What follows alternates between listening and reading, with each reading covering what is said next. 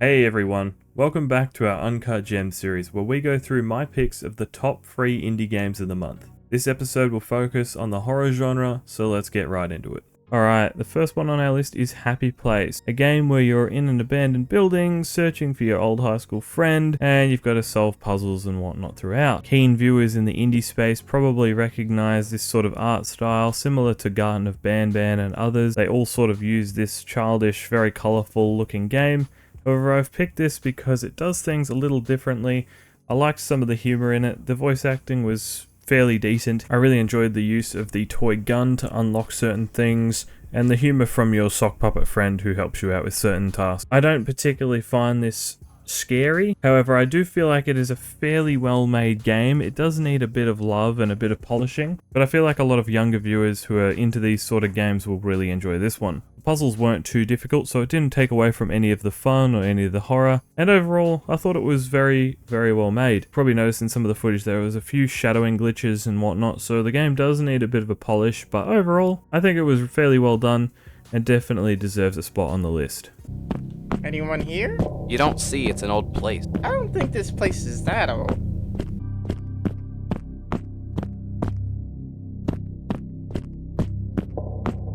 The next game on our list is Lial Gallery. It's a puzzle adventure game where you can bring pictures to life by placing them into the world you're in. The game is set in a sort of art gallery which progressively gets a bit more bizarre as you go on, and you must use the different paintings you find to progress to each new level. Once you get partway into the game, you get your hands on a Polaroid camera, which you need to use to print out photos to help get you around the rest of the obstacles. Overall, I had a really good time playing this game. With its creepy liminal vibe and its challenging puzzles, I definitely recommend checking this out if you haven't seen this sort of thing before. And if you don't have a PS4 or can't afford Viewfinder, which is the inspiration for this game, then I definitely recommend checking this out and giving it a play.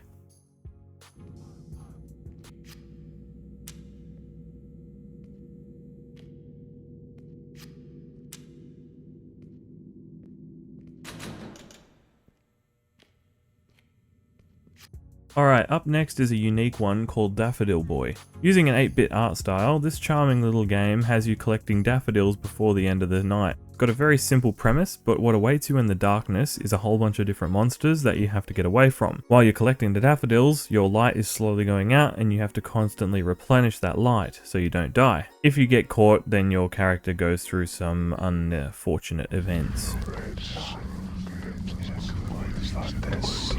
It's got a really nice art style and great sound design. Definitely needs to be played with headphones to hear all the creepy noises at night. Game time only takes around 10 to 15 minutes to finish.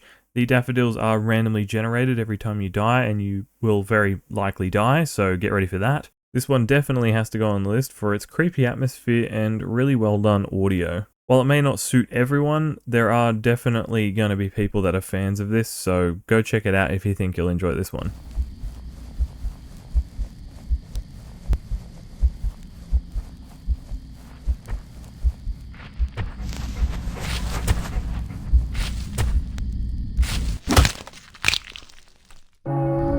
A quick one up next, this one's the duck psychology. This is a very simple premise. You collect the ducks and avoid the main enemy. The twist here is when you're not looking at the enemy, he starts moving towards you. When you look at him, he immediately stops. I'm aware other games do this, however, it's been a while since I've played one that made my hair stand up, which this did a really good job of when you go from the very lit main hospital area to the very dark corridors further along. The main enemy has a very creepy look to him, so I definitely recommend trying this out if you think this one is for you.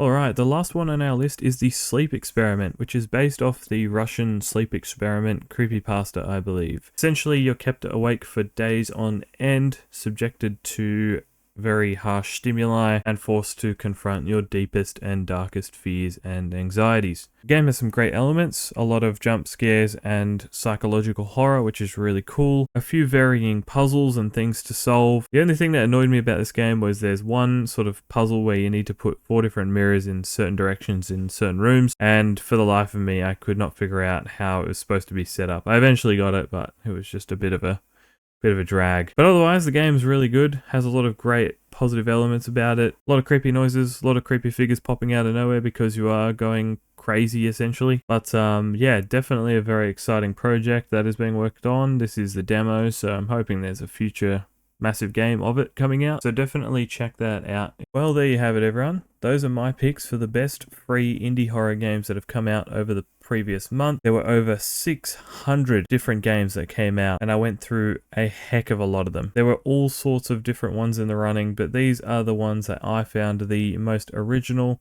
had the best ideas or did horror well, and weren't just recycling ideas or using cheap scares. I'd absolutely love it if you guys comment below on different games you think should be featured next time, or if you have any ideas or anything I can improve on, just let me know down below. As always, appreciate you guys for watching. Please like if you enjoyed the video, subscribe if you want to see more, and I'll see you guys next time.